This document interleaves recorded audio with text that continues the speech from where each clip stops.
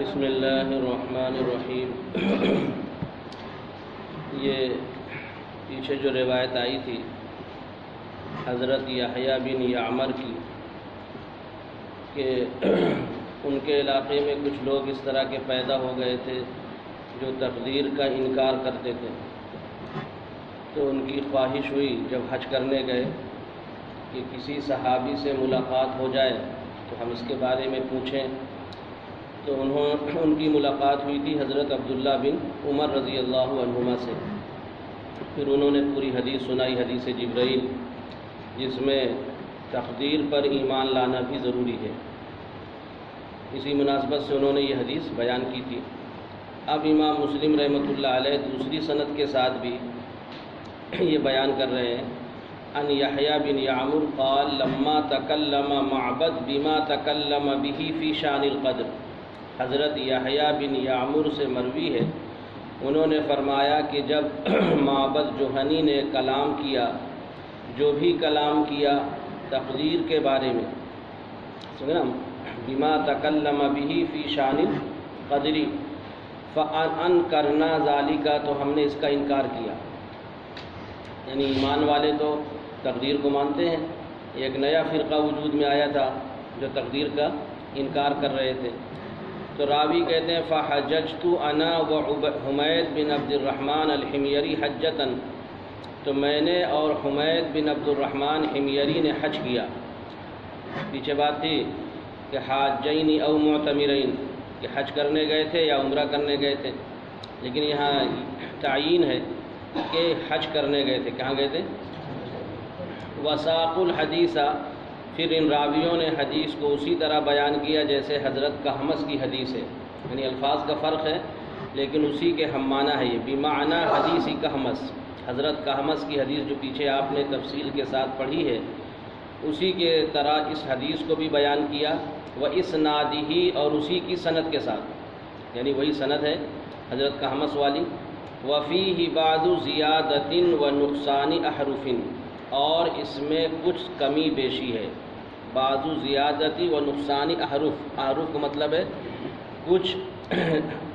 کچھ لفظوں کی کمی اور زیادتی ہے، وہاں کچھ ہے یہاں کچھ ہے، لیکن مفہوم جو ہے سب کا ایک ہی ہے۔ اور امام مسلم رحمۃ اللہ علیہ کا مزاج یہ ہے کہ ایک مضمون سے متعلق جو حدیث ہوتی ہے اور جو مختلف سندوں سے ان تک پہنچتی ہے، ان سب کو ایک ساتھ بیان کر دیتے ہیں۔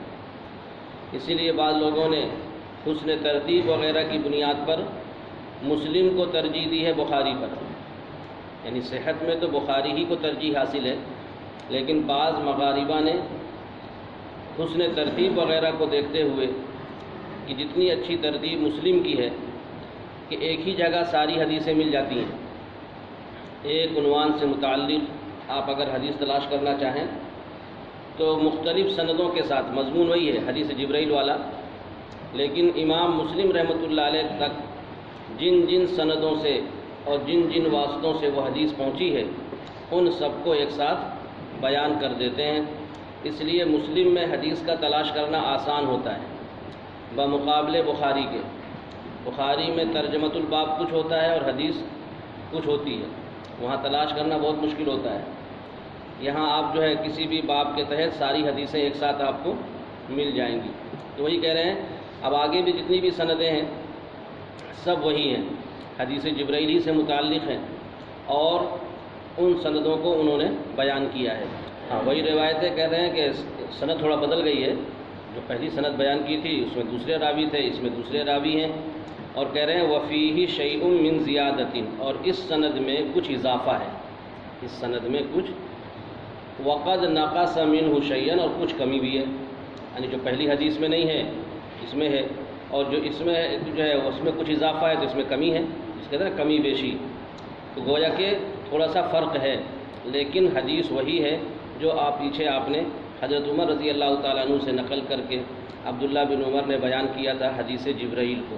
یہ سند بیان کر رہے ہیں، چلیے۔ وبه قال حدثني حجاج بن الشاعر قال حدثنا يوسف بن محمد قال حدثنا المعتمر عن أبيه عن يحيى بن يعمر عن ابن عمر عن النبي صلى الله عليه وسلم ہاں یہ بھی ایک سند ہے، اس سند سے بھی ان تک حدیث پہنچی ہے اسی طرح کی. چلیے. وبه قال حدثنا ابو بكر بن ابي شيبه وزهير بن حرب جميعا عن ابن علي قال زهير حدثنا اسماعيل بن ابراهيم عن ابي حيان عن ابي زرعه بن عمرو بن جرير عن ابي هريره. اب یہاں پہ جو ہے صحابی بدل گئے. ابھی تک جتنی سندیں بیان کی تھیں وہ سب عبداللہ بن عمر ہی کی روایتیں تھیں جو حضرت عمر سے منقول تھیں. تو گویا کہ حدیث جبرائیل ایک تو حضرت عمر رضی اللہ تعالیٰ عنہ سے منقول ہے، اور دوسری سند یہ بیان کر رہے ہیں کہ حضرت ابو ہریرہ رضی اللہ عنہ نے بھی اس حدیث کو نقل کیا ہے. دیکھیے، عن ابی ہریرہ رضی اللہ عنہ قال کان رسول اللہ صلی اللہ علیہ وسلم یوما بارزا للناس. اللہ کے رسول صلی اللہ علیہ وسلم ایک دن لوگوں کے سامنے نمایاں بیٹھے تھے. بارز کا مطلب ہوتا ہے ظاہر ہونا. تو اصل میں ہوتا یہ تھا کہ جب آپ صلی اللہ علیہ وسلم صحابہ کے درمیان بیٹھتے تھے تو کوئی اجنبی آدمی آتا تھا تو اس کو پوچھنا پڑتا تھا کہ محمد کون ہے. تو صحابہ نے کوئی اونچی جگہ بنا دی تھی جس میں اللہ کے رسول صلی اللہ علیہ وسلم بیٹھتے تھے، اور پھر کوئی نیا آدمی آتا تھا تو پہچان لیتا تھا کہ آپ صلی اللہ علیہ وسلم ہیں. تو بارز کا مطلب وہی ہے کہ نمایاں طور پہ آپ کیا تھے، بیٹھے تھے. اب دیکھو اس کا تذکرہ پیچھے والی روایت میں نہیں تھا، اس میں تو یہ تھا کہ ہم اللہ کے رسول کے پاس تھے، اچانک ایک آدمی آیا. اور یہاں کہہ رہے ہیں کہ اللہ کے رسول صلی اللہ علیہ وسلم ایک دن بارزا للناس، لوگوں کے سامنے نمایاں طور پہ کیا تھے، بیٹھے تھے. فَأَتَاهُ رَجُلٌ، تو ان کے پاس ایک شخص آیا، وہی حضرت جبرائیل آئے تھے انسانی شکل میں. تو انہوں نے کہا یا رسول اللہ مل ایمان، ایمان کیا ہے؟ قال، تو آپ نے فرمایا ان تؤمن باللہ، تم ایمان لاؤ اللہ پر، و ملائکتہ، اور اس کے فرشتوں پر، و کتابہ، اور اس کی کتاب پر، اور بعض روایتوں میں کتب ہی ہے، و لقائہ، اور اس کی ملاقات پر. وہی ملاقات کب ہوگی؟ جب آدمی آخرت پہ ایمان ہوگا، ہے نا، آخرت ہی میں تو ملاقات ہوگی. تو اس کی ملاقات پر، و رسولہ، اور اس کے رسولوں پر، و تؤمن بالبعث الآخر، اور دوبارہ زندہ ہونے پر. یعنی مرنے کے بعد دوبارہ زندہ ہونے کو بعث کہتے ہیں نا، تو مرنے کے بعد دوبارہ زندہ ہونے پر یقین کرو. تو اس سائل نے کہا یا رسول اللہ مل اسلام، اسلام کیا ہے؟ تو آپ نے فرمایا الاسلام ان تعبد اللہ، کہ تم اللہ کی عبادت کرو، ولا تشرک بہ شیئا، اور اس کے ساتھ کسی چیز کو شریک نہ کرو، وتقیم الصلاۃ المکتوبۃ، اور فرض نماز قائم کرو، وتؤدی الزکاۃ المفروضہ، اور فرض زکوٰۃ ادا کرو، وتصوم رمضان، اور رمضان کے روزے رکھو. اب اس میں مفہوم تو وہی ہے تقریباً، صرف الفاظ کا کیا ہے، فرق ہے. قال یا رسول اللہ، تو انہوں نے سائل نے کہا اللہ کے رسول مل احسان، احسان کیا ہے؟ تو آپ نے فرمایا ان تعبد اللہ، کہ تم اللہ کی عبادت کرو، کأنک تراہ، گویا کہ تم اس کو دیکھ رہے ہو، فإنک ان لا تراہ، اگر تم اس کو نہیں دیکھ سکتے تو فإنہ یراک، بے شک وہ تم کو دیکھ رہا ہے. قال یا رسول اللہ، تو سائل نے کہا کہ اللہ کے رسول متی الساعہ، قیامت کب آئے گی؟ تو آپ نے فرمایا مل مسئول عنہا بأعلم من السائل، جس سے پوچھا جا رہا ہے وہ سائل سے زیادہ نہیں جانتا. ولیکن سأحدثک عن اشراطہا، لیکن میں عن قریب تم سے بیان کروں گا اس کی علامتوں کے بارے میں. وہاں امارات کا لفظ تھا، یہاں اشراط کا لفظ ہے. اسی کو کہتے ہیں روایت بالمعنی، یعنی راوی جو ہے روایت کو نقل کرتے ہیں تو من وعن وہی الفاظ نہیں ہوتے، بلکہ مفہوم نہیں بدلنا چاہیے. الفاظ بدل جائیں لیکن مفہوم. تو امارتن کی جمع امارات، اس کے معنی بھی علامت اور نشانی کے آتے ہیں، اور شرط کی جمع اشراط آتی ہے، اس کے معنی بھی کیا آتے ہیں، علامت کے آتے ہیں. اذا ولدت الامۃ ربہا، جب کہ باندی اپنے آقا کو جننے لگے، فذاک من اشراطہا، تو یہ اس کی علامتوں میں سے ہے. وَإِذَا كَانَتِ الْعُرَاةُ الْحُفَاةُ رُؤُوسَ النَّاسِ، اور جب کہ ننگے بدن والے، ننگے پیر والے لوگوں کے سردار بن جائیں. راس کے معنی سر کے آتے ہیں، اور راس القوم سے مراد ہوتا ہے قوم کا سردار، اسی سے جمع رؤوس، ٹھیک ہے نا. راسن کے معنی سر کے آتے ہیں، اور راسن کا اطلاق سردار پہ بھی ہوتا ہے. تو فرمایا کہ جب ننگے پیر والے اور ننگے بدن والے کیا بن جائیں؟ لوگوں کے سردار بن جائیں، جیسے آج کل ہو رہا ہے، جن کی کوئی حیثیت نہیں تھی آج وہ اقتدار میں ہیں۔ فَذَاكَ مِنْ أَشْرَاطِهَا، تو یہ بھی قیامت کی علامتوں میں سے ہے۔ وَإِذَا تَطَاوَلَ رِعَاءُ الْبَهْمِ، اور جب جانوروں کو چرانے والے، یہ بہیمہ کی جمع ہے بہم، بہیمہ مانے چوپائے کے آتے ہیں، اس میں ہر جانور شامل ہو گیا۔ پیچھے والی روایت میں کیا تھا؟ رعاء الشائی، بکری چرانے والے، تو مراد وہی ہے کہ جو چرواہے چاہے بکری چرائیں یا کوئی جانور چرائیں۔ تو وَإِذَا تَطَاوَلَ رِعَاءُ الْبَهْمِ، جب جانوروں کو چرانے والے چرواہے بڑی بڑی عمارتیں بنانے لگے، فَذَاكَ مِنْ أَشْرَاطِهَا، تو یہ بھی قیامت کی علامتوں میں سے ہے۔ فرمایا فی خمسن، یہ قیامت کا علم ان 5 چیزوں میں سے ہے، لا یعلمہن الا اللہ، جن کو کوئی نہیں جانتا سوائے اللہ کے۔ ثم تلا صلی اللہ علیہ وسلم، پھر اللہ کے رسول صلی اللہ علیہ وسلم نے اس آیت کریمہ کی تلاوت کی جو سورہ لقمان کی آیت ہے، ان اللہ عندہ علم الساعہ، کہ بے شک اللہ ہی کے پاس ہے قیامت کا علم، وینزل الغیث، بارش کب ہوگی کتنی ہوگی، وَيَعْلَمُ مَا فِي الْأَرْحَامِ، اور رحم میں کیا ہے وہ اللہ ہی جانتا ہے۔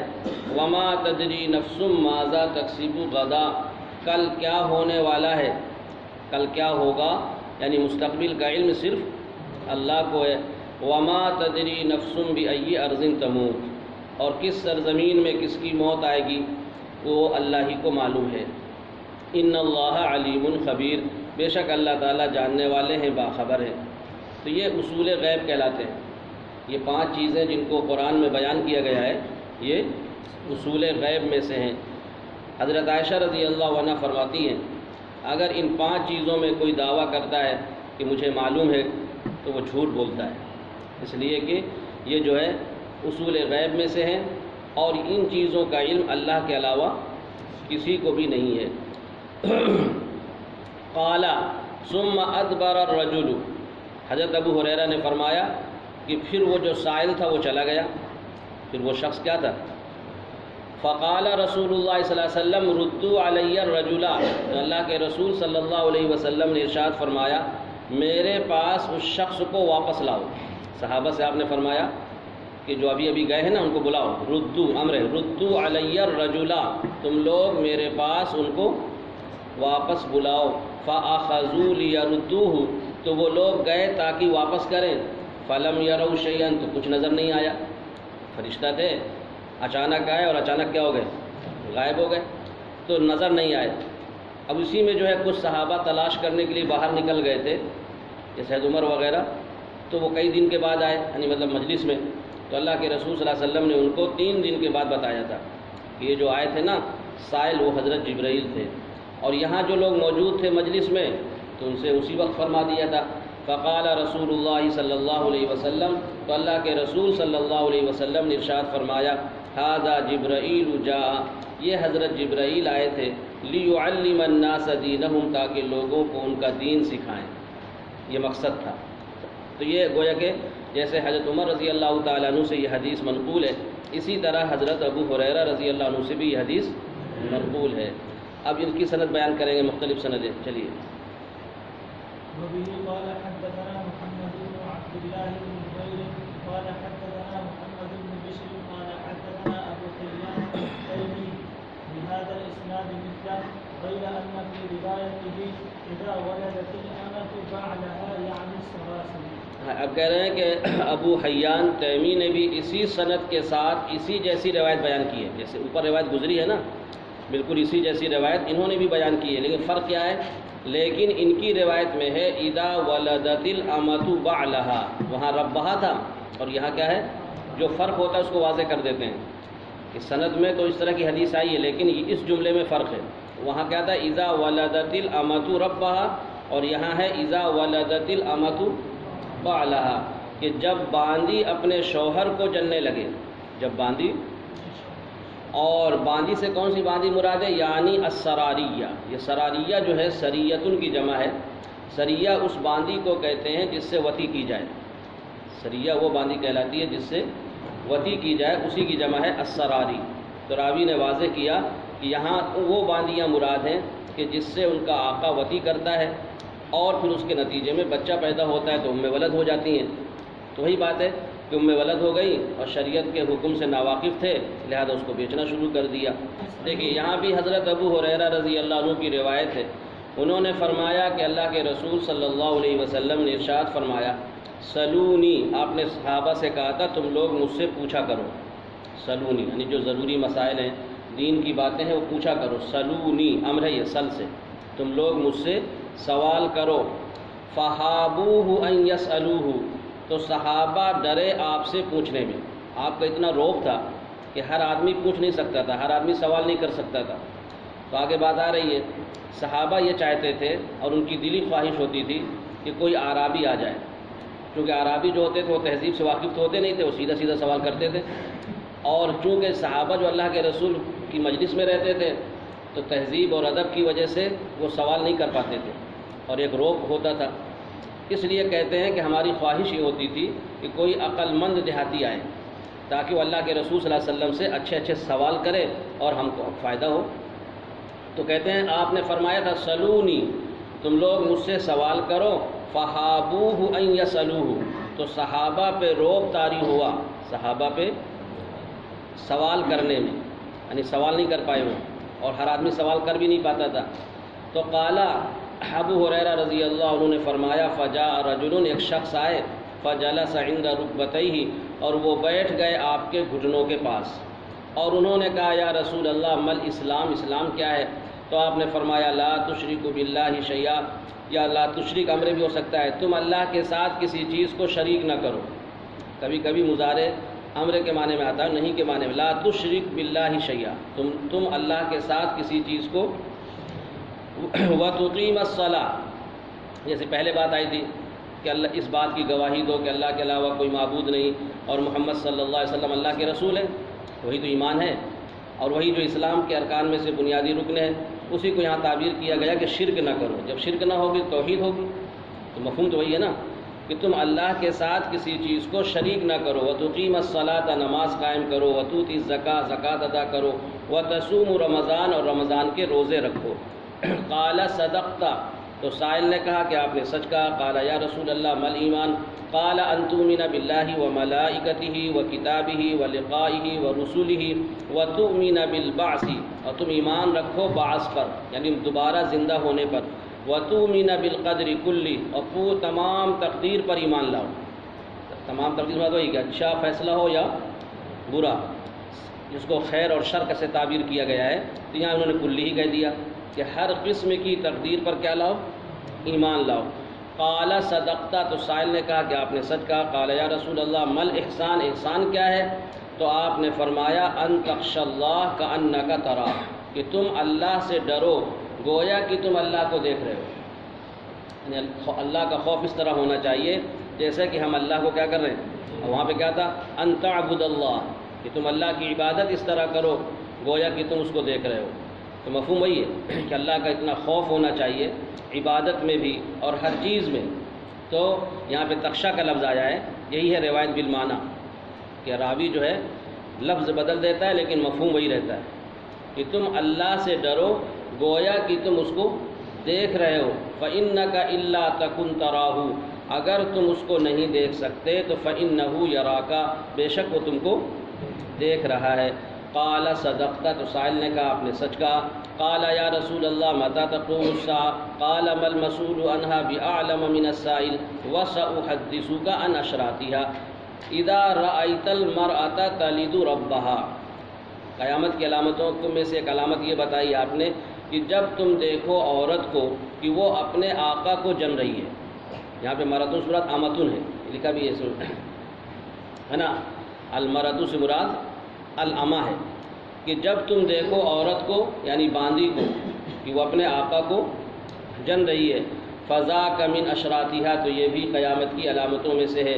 وَإِذَا رَأَيْتَ الْحُفَاةَ الْعُرَاةَ الصُّمَّ الْبُكْمَ مُلُوكَ الْأَرْضِ، اور جب تم دیکھو ننگے پیر والوں کو، ننگے بدن والوں کو، بہروں کو، گونگوں کو زمین کا بادشاہ، یہ سم اسم کی جمع ہے اور بکمن ابکم کی جمع ہے، اس کے معنی ہیں گونگے اور بہرے، یعنی حقیقت میں گونگے اور بہرے نہیں ہیں وہ، بلکہ حق بات سننے سے بہرے ہیں، اور حق بات بولنے سے گونگے ہیں، جسے قرآن میں کہا گیا سم بکم عمی فہم لا یرجعون، تو حقیقت میں اندھے بہرے نہیں تھے، بلکہ یہ بتایا گیا کہ ایسے ہیں کہ نہ تو حق بات سنتے ہیں، نہ حق بات دیکھتے ہیں، نہ حق چیز دیکھتے ہیں، اور نہ حق کو کہتے ہیں۔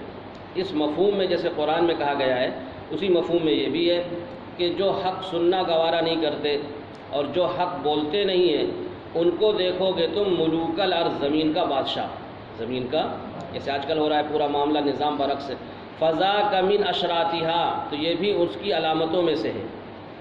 وَإِذَا رَأَيْتَ رِعَاءَ الْبَهْمِ، جب تم دیکھو گے جانوروں کے چرانے والوں کو، يَتَطَاوَلُونَ فِي الْبُنْيَانِ، کہ بڑی بڑی عمارتیں بنا رہے ہوں گے، فَذَاكَ مِنْ أَشْرَاطِهَا، تو یہ بھی اس کی علامتوں میں سے ہے۔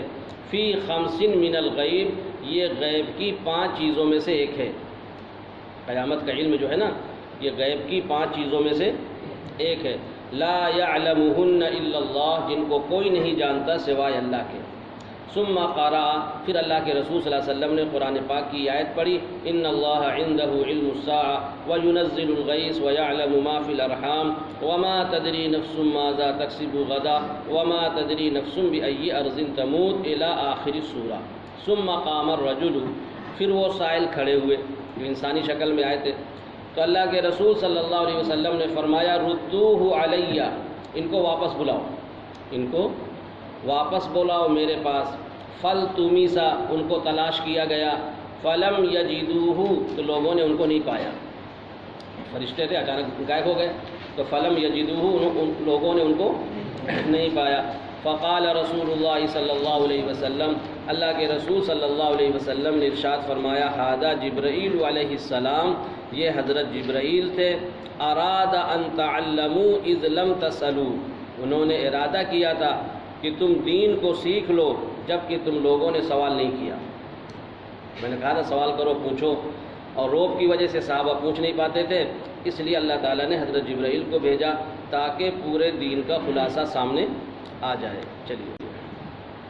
وبه قال حدثنا قتيبة بن سعيد بن جميل بن طريق بن عبد الله الثقفي عن مالك بن أنس فيما قرئ عليه عن ابن سهيل عن أبيه أنه سمع طلحة بن عبيد الله يقول جاء رجل إلى رسول الله صلى الله عليه وسلم من أهل نجد سائر الرأس، سائر الرأس، سائرو بن جائے گا اور سائرہ بنیں گے تو حال بنے گا۔ چلیے۔ سائر الرأس نسمع دبي صوته ولا نفقه ما يقول حتى دنا من رسول الله صلى الله عليه وسلم فإذا هو يسأل عن الإسلام فقال رسول الله صلى الله عليه وسلم 5 صلوات في اليوم والليلة فقال هل علي غيرهن؟ قال لا إلا أن تطوع وصيام شهر رمضان فقال هل علي غيره؟ فقال لا إلا أن تطوع وذكر له رسول الله صلى الله عليه وسلم الزكاة فقال هل علي غيرها؟ قال لا إلا أن تطوع قال فأدبر الرجل وهو يقول والله لا أزيد على هذا ولا أنقص منه فقال رسول الله صلى الله عليه وسلم أصلح إن شاء۔ اب یہاں پہ یہ باب دوسرا شروع ہو رہا ہے۔ یہ اصل میں امام مسلم رحمۃ اللہ علیہ نے باب نہیں قائم کیے تھے، بلکہ بعد میں لوگوں نے مناسبت سے حدیث کو دیکھ کر عنوان قائم کیا ہے، اسی لیے وہ حاشیے میں لکھا رہتا ہے باب بیان الصلوات التی ہی احد ارکان الاسلام، یعنی نمازوں کا بیان جو اسلام کے ارکان میں سے ایک ہے۔ اسلام کے جو 5 ارکان ہیں ان میں سے ایک رکن ہے کیا؟ نماز۔ تو اب نماز سے متعلق روایتوں کو یہاں سے بیان کریں گے۔ تو یہ جو باب قائم کیا گیا ہے، یہ امام مسلم رحمۃ اللہ علیہ نے باب نہیں قائم کیے تھے، بلکہ انہوں نے تو حدیثوں کو صرف جمع کر دیا ہے۔ بعد کے لوگوں نے انہوں نے حدیث کی مناسبت سے باب کیا کیے ہیں؟ قائم کیے ہیں۔ جیسے آپ نے پڑھا ہوگا ابو داؤد وغیرہ میں، وہاں تو باقاعدہ باب قائم رہتے ہیں نا، ترمذی میں ہے، بخاری میں بھی باب رہتا ہے، لیکن مسلم میں اس طرح نہیں ہے۔ مسلم میں ابواب نہیں ہے، بلکہ بعد میں علماء نے قائم کیا ہے، اسی لیے اس کو حاشیے میں لکھا جاتا ہے، کتاب میں نہیں ہے وہ۔ تو یہاں سے گویا کہ دوسرا باب شروع ہو رہا ہے۔ بنانا ہے کیا اس کو؟ ابھی کام کرنا ہے؟ اچھا۔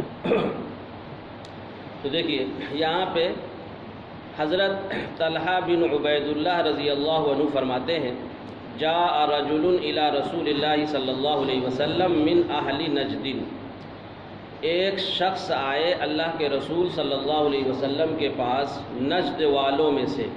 نجد سائر الراسی اگر پڑھیں گے تو یہ رجل کی صفت ہو جائے گا، اور سائر الراسی پڑھیں گے تو حال بنے گا، اس حال میں کہ ان کے سر کے بال بکھرے ہوئے تھے، یعنی وہ سفر کر کے آئے تھے اور بال وغیرہ بکھرے ہوئے تھے۔ نسمع دوی صوتہ، ہم سن رہے تھے ان کے آواز کی بھن بھناہٹ کو، یعنی ایسا لگ رہا تھا جیسے کچھ بول رہے ہیں لیکن سمجھ میں نہیں آ رہا تھا چونکہ دور تھے وہ۔ جیسے ہی وہ داخل ہوئے اندر مسجد میں، آپ تشریف فرماتے تو جیسے ہی مسجد میں داخل ہوئے ہوں گے وہیں سے پوچھنا شروع کر دیا انہوں نے۔ تو صحابہ بیٹھے تھے اللہ کے رسول کے پاس، تو کہہ رہے ہیں کہ ایسا تو محسوس ہو رہا تھا کہ کچھ بول رہے ہیں وہ، لیکن سمجھ میں نہیں آ رہا تھا کیا بول رہے ہیں۔ فرماتے ہیں کہ ہم لوگ سن رہے تھے، نسمع دوی صوتہ، ہم سن رہے تھے ان کے آواز کی بھن بھناہٹ کو، ولا نفقہ ما یقول، اور ہم نہیں سمجھ رہے تھے کہ وہ کیا کہہ رہے ہیں۔ حتی دنا من رسول اللہ صلی اللہ علیہ وسلم، یہاں تک کہ وہ اللہ کے رسول صلی اللہ علیہ وسلم کے قریب آئے، تب معلوم ہوا کہ فَإِذَا هُوَ يَسْأَلُ عَنِ الْإِسْلَامِ، وہ پوچھ رہے ہیں اسلام کے بارے میں، یعنی یہ پوچھ رہے تھے کہ اسلام کیا ہے اور اسلام کے ارکان کیا ہیں۔ تو اللہ کے رسول صلی اللہ علیہ وسلم نے ارشاد فرمایا خمس صلوات فی الیوم واللیلہ، 5 نمازیں ہیں رات اور دن میں۔ فقالت، انہوں نے کہا حل علی غیرہن، کیا میرے ذمے ان کے علاوہ بھی کچھ ہے؟ تو آپ نے فرمایا لا، نہیں، الا ان تطوع، مگر یہ کہ تم نفلی نماز پڑھو۔ اب یہ جو الا ان تطوع ہے اس کو امام شافعی رحمۃ اللہ علیہ نے استثناء منفصل مانا ہے، اور استثناء منفصل کا مطلب ہوتا ہے کہ مستثنیٰ کا مستثنیٰ منہ سے کوئی تعلق نہیں ہے، پہلے سے خارج ہے وہ۔ اور امام ابو حنیفہ رحمۃ اللہ علیہ نے یہاں پہ جو استثناء ہے اس کو استثناء متصل قرار دیتے ہیں، اور جو مستثنیٰ متصل ہوتا ہے نا وہ مستثنیٰ منہ کا جز ہوتا ہے۔ پڑھا ہوگا آپ لوگوں نے، جیسے ہم نے کہا جاءنی القوم الا زیدن، یہ مستثنیٰ متصل ہے کیونکہ زید قوم کا ایک فرد تھا۔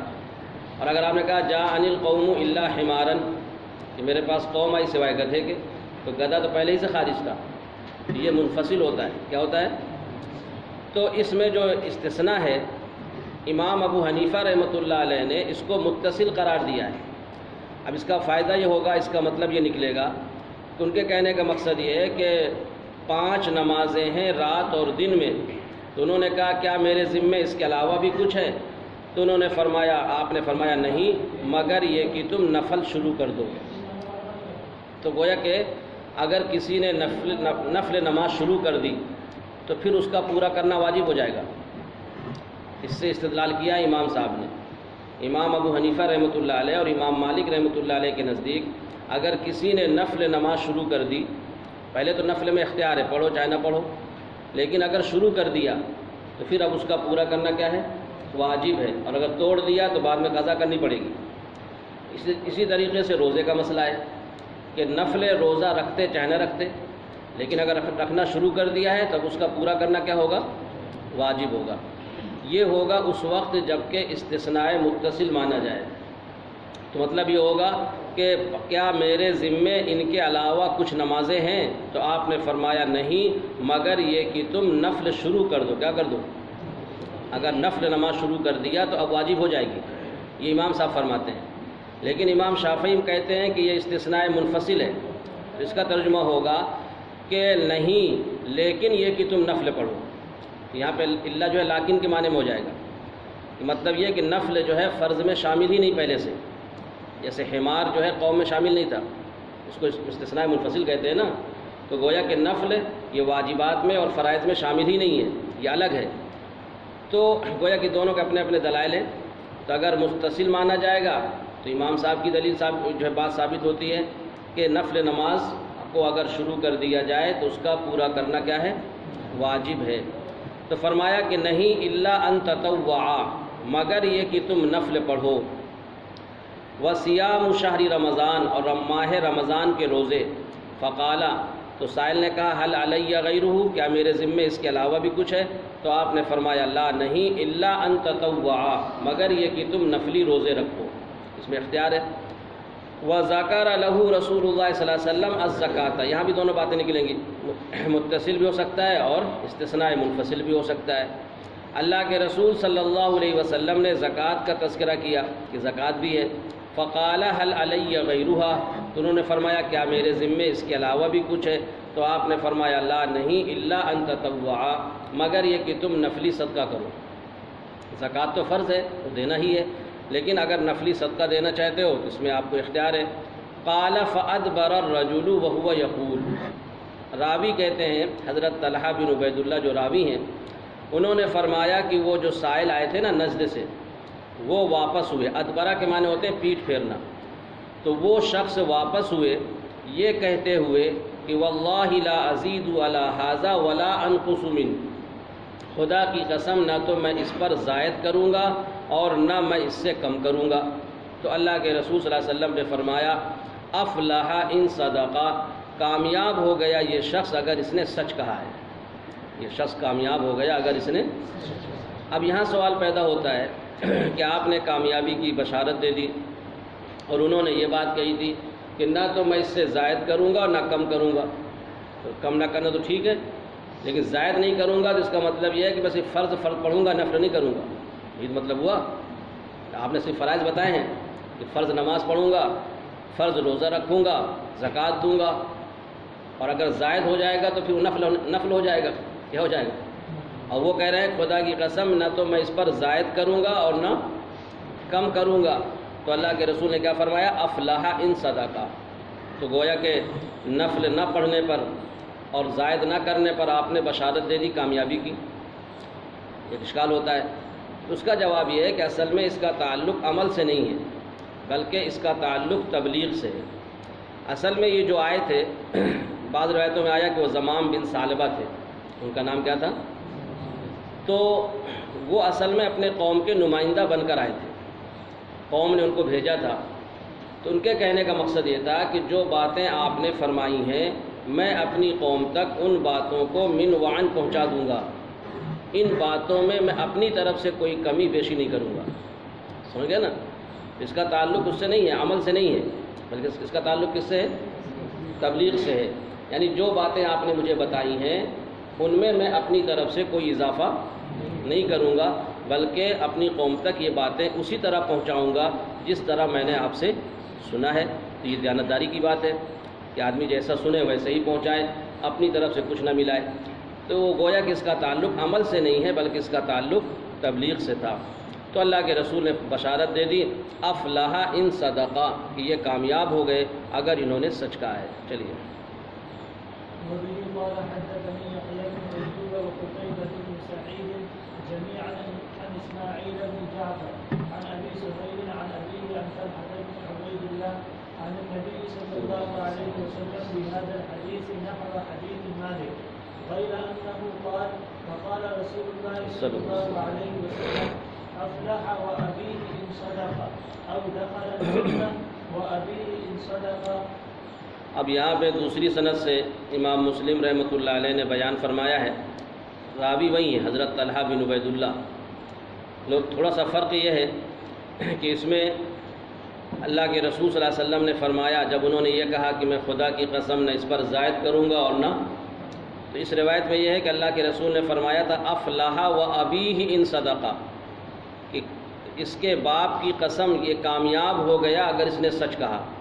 یا راوی کو شک ہے یا یہ فرمایا تھا کہ یہ جنت کا مستحق ہو گیا اس کے باپ کی قسم اگر اس نے سچ کہا، جنت میں داخل ہو گئے مطلب جنت کا مستحق ہو گیا۔ تو اب یہاں پہ جو آپ نے باپ کی قسم کھائی ہے، حالانکہ غیر اللہ کی قسم کھانے سے منع کیا گیا ہے، آپ نے خود فرمایا لا تحلفوا بآبائکم، اپنے باپوں کی قسمیں مت کھایا کرو، بلکہ قسم اگر کھانا ہے تو اللہ کی قسم کھاؤ۔ تو پھر آپ نے اس کے باپ کی قسم کیوں کھائی؟ تو اس کا ایک جواب تو یہ ہے کہ یہ ممانعت سے پہلے کا واقعہ ہے۔ پہلے زمانے میں غیر اللہ کی بھی قسم کھانا کیا تھا؟ جائز تھا۔ تو جب آپ نے منع نہیں کیا تھا اس سے پہلے کا یہ واقعہ ہوگا اس لیے۔ اور ایک قول یہ ہے کہ یہ اصل میں زبان زد قسمیں تھیں، یہ یعنی زبان پہ چڑھی ہوئی، تو اس کو شمار کیا جاتا ہے یمین لغو میں، یعنی بغیر قصد کے قسم کا صدور ہو جائے، کیونکہ اس زمانے میں عام طور سے اس طرح کی قسمیں کھائی جاتی تھیں، تو جس کو کہتے ہیں نا اردو میں تقیہ کلام، تو ایک طرح سے زبان زد چیزیں تھیں، یہ زبان پہ چڑھی ہوئی تھیں اور بغیر قصد کے اور بغیر ارادے کے اس طرح کے صدور ہو جاتا تھا، اس لیے اس کو شمار کیا جاتا ہے یمین لغو میں۔ تو یمین لغو میں شمار کیا جائے یا یہ کہا جائے کہ یہ ممانعت سے پہلے کا واقعہ ہوگا، اس لیے آپ نے اس باپ کی قسم کھائی۔ تو فرمایا کہ وہ کامیاب ہو گیا، اس کے باپ کی قسم اگر اس نے سچ کہا، یعنی دل سے بات کہی ہے، یا یہ فرمایا تھا راوی کو شک ہے کہ جنت میں داخل ہو گیا، جنت کا مستحق ہو گیا، اس کے باپ کی قسم اگر اس نے سچ کہا ہے۔